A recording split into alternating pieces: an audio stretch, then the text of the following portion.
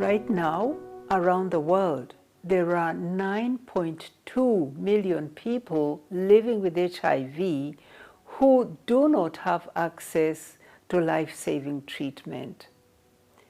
Every minute, a life is lost to AIDS. This is not fate. We can change it. We even know how. We must let communities on the front lines of the AIDS pandemic lead the way. The evidence is set out very clearly in our new World AIDS Day report. It is communities who know best how to design HIV strategies to reach people most in need of services. Take, for example, the Youth Empowerment Group in Namibia using e-bikes to deliver services to young people who often cannot attend clinics because they are in school. Take the example of the community groups in Ukraine who, when war prevented people from getting to hospitals, organized community networks to rush life-saving HIV medicines to people across the country. That was amazing.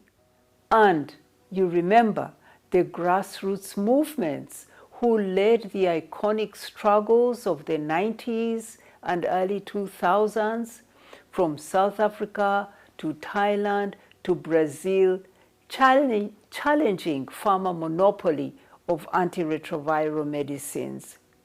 It is their advocacy in the streets, before courts and parliaments, that pushed the cost of these life-saving medicines down from $25,000 per person per year in 1995 to as low as $70 per person per year today.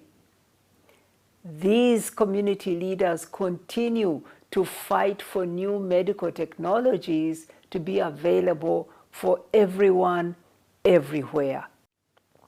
There is no doubt, community leadership builds stronger and healthier societies.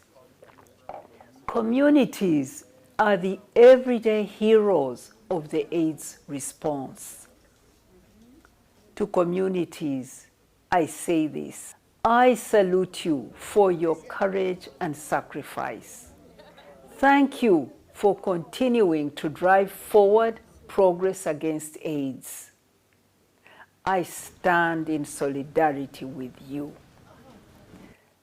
This World AIDS Day is not only a moment to honor the leadership of communities, though.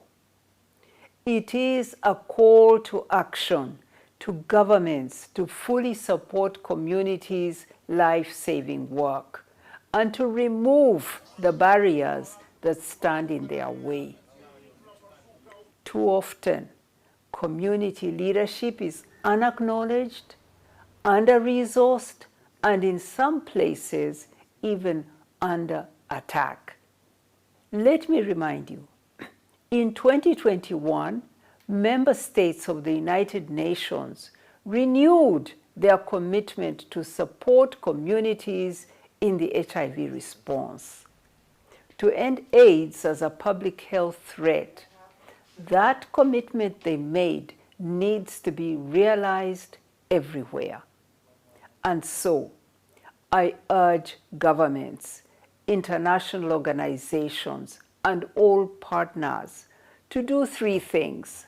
First, ensure that community leadership is made central in all HIV policies and programs. As communities say, nothing about us without us.